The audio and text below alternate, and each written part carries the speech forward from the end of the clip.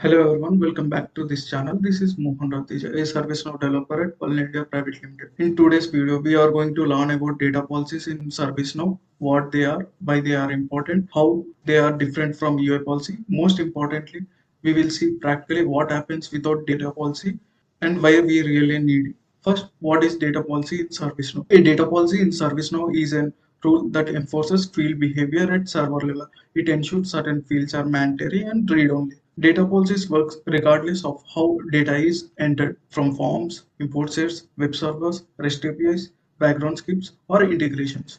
Data policies protects your database from incomplete and invalid data. Secondly, why do we need data policies? UI policies works only on client side when user fills form manually.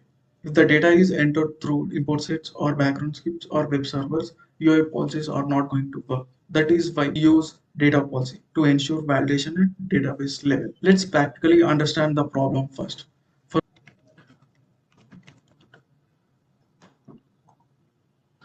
Click on all. So select any record. I'm selecting here 065. So as you can see, the state is in new. So let me change it to on hold. So as you can see, the on hold reason has been popped up and it is mandatory. It is because the UI policy is working here. Let me select any data in that on hold reason and try to save. So it is getting saved simply. So let me change it to none and try to save. So as you can see, it has thrown an error. It is because UI policy is here making the on hold reason mandatory when the state is on hold. And in mandatory fields, we can't store empty data. It should be filled. This is the client side and UI policies are working here finally. Let me go back to the server side and check the UI policy working there or not in same way.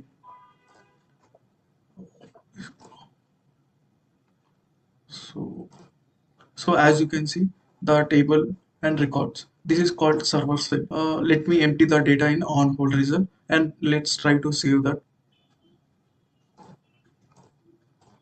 So we have emptied a field that is mandatory in server side and it has been saved. So the UI policy fails here server side. You may think a single missing field does not make much difference, but suppose the data is going to be used for reporting. It can lead into incorrect reports, which may result in wrong decision making and potential business loss.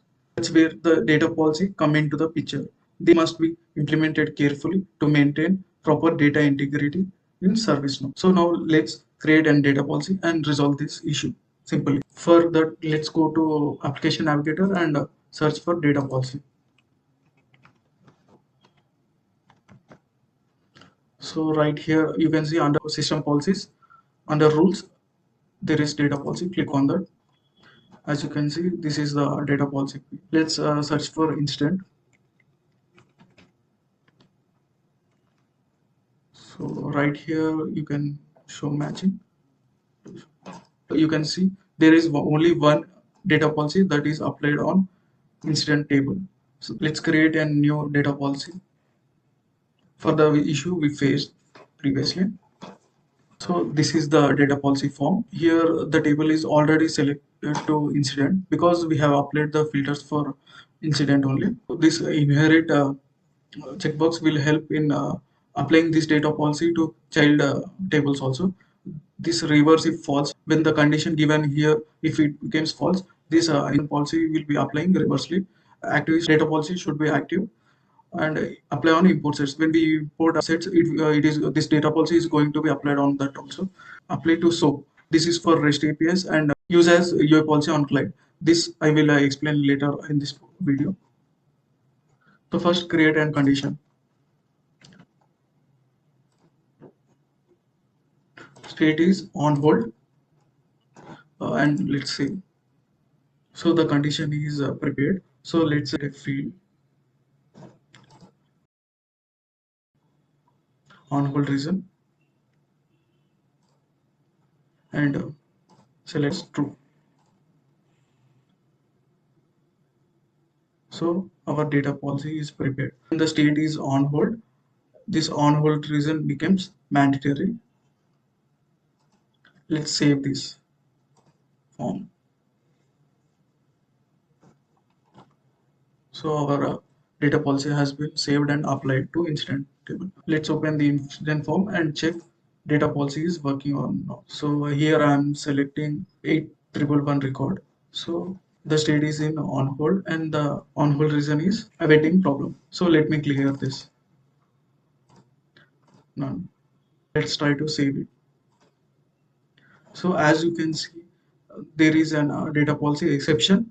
The following fields are mandatory on hold. So we can't empty the mandatory fields in server side also because the data policy is applying here. Before that, without data policy, we are able to change on hold reason to empty.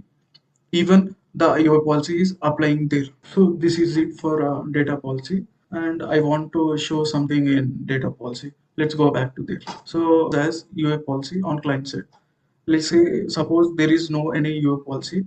So you can create the data policy. If you are clicking it, it will apply on client side also. So here you can see convert this to UA policy. For suppose, let's say if you are creating a data policy first and you are unchecking this, you use as UA policy. In related list, we have convert this to UA policy option.